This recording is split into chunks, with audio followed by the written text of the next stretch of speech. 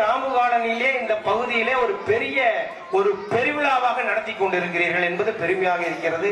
அவர்களுக்கு அவர்களது துணையாக கணிதாக்கா அவர்களும் மிக அற்புதமாக இந்த நிகழ்வில் சிறப்பாக கலந்து கொண்டு சிறப்பிக்கிறார்கள். அவர்களும் ஆறுமுகனுக்கு இணையாக ஆன்மீக வளராகவே திகழ்கிறார்கள் என்பதை இந்த நேரத்திலே தெரிவித்துக் கொண்டு இப்பொழுது ஸ்ரீ மணியம்மா அவர்கள் சிறிது நேரம் உங்களோடு பஜனையையும் கொடுங்கலூர் அம்மா, சமயபுரம் அம்மா, இதோ ஐயப்பனையும் இந்த நேரத்திலே வரவழைத்து உங்களோடு அம்மா அவர்கள் சிறிது நேரம் இருப்பார்கள் என்பதை தெரிவித்துக் கொள்கிறேன்.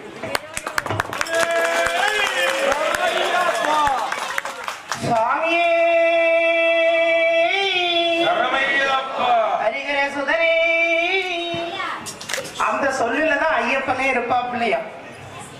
நிறைய பேரை பார்த்துருக்குறோம். இப்ப நம்ம இங்க உட்கார்ந்து இருக்கிறது ஒரு 500 பேரு. ஆனா ஒரு நாளைக்கு 1,00,000 பேர் சபரிமலை போறாங்க இல்லையா? ஆனா உண்மை என்னன்னு கேட்டா, வருஷத்துல ஒரு 10 நாள் மாலையை போட்டோமா, கருப்பு போட்டோமா, சாப்பிட்டோமா, இருமுடி கட்டணுமா, மலைக்கு போனோமா, டோக்கன் போட்டோமா, விஐபியாட்ட போய் ஐயப்பனை பார்த்துட்டு வந்துட்டோமான்னா எந்த பலனும் கிடையாது. இது என்ன எழுதி இருக்குன்னு பாத்தீங்களா? பகவானே நீங்க தான். உள்ள இருக்கிறது உற்சவர், மூலவர்.